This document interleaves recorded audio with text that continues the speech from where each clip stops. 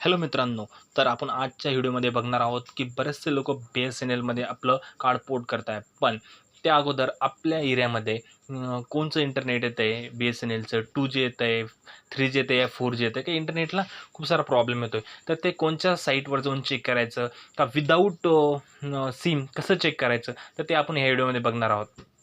तर ज्याने माझ्या व्हिडिओला लाईक आणि सबस्क्राईब नाही केलं असेल त्याने करून घ्या. तर खाली डिस्क्रिप्शनमध्ये एक लिंक दिली आहे, त्या लिंकवर जसं तुम्ही क्लिक करशाल तर तुम्हाला एक असं इंटरफेस ओपन होईल.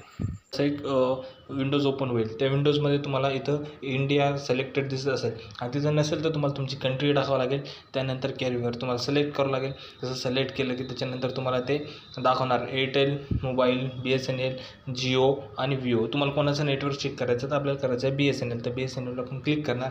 जसं आपण क्लिक करणार त्यानंतर इथं खाली दिसतंय बघा सर्चचं ऑप्शन. इथं सर्चमध्ये गेले तर तुम्ही त्याचं तुमच्या सिटीचं नाव, त्याच्यानंतर तुमचं पिन नंबर असं टाकून तुम्ही सर्च करू शकता. तर त्यासाठी मी इथं क्लिक करतो. त्यानंतर मी माझा इथं पिन नंबर टाकतो 2305. असं जसं टाकलं की इथं मी सर्च म्हणतो. जसं सर्च म्हणेल की माझ्यासमोर छत्रपती संभाजीनगर आले. छत्रपती संभाजीनगर जसं आलं आहे मी सर्च केलं. सर्च केलं तर थोडासा तो टाईम घेतो आहे. थोडासा टाईम लागेल सर्च व्हायला आणि जसं सर्च झालं की नंतर ते मला त्या विंडोवर रिफ्लेक्टेड करेल.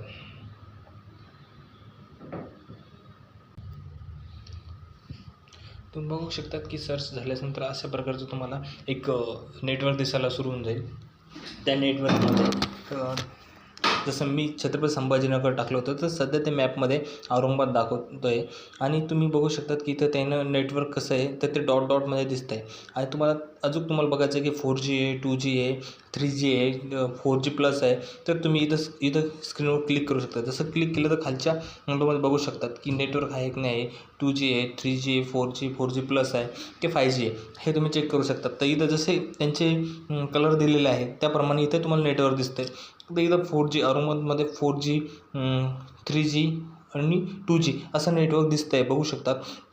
आणि त्याच्यानंतर तुम्ही हेही चेक करू शकतात की इंटरनेट दिसतं आहे तर मग तुम्ही पोर्ट करायचं आहे का नाही करायचं हेचं डिसिजन तुम्ही घेऊ शकतात. कारण की इंटरनेट अगर पोर्ट केलं आणि इंटरनेटच येत नसेल तर तुम्ही घेऊन काय फायदा. त्यासाठी हे चेक करणं खूप गरजेचं आहे.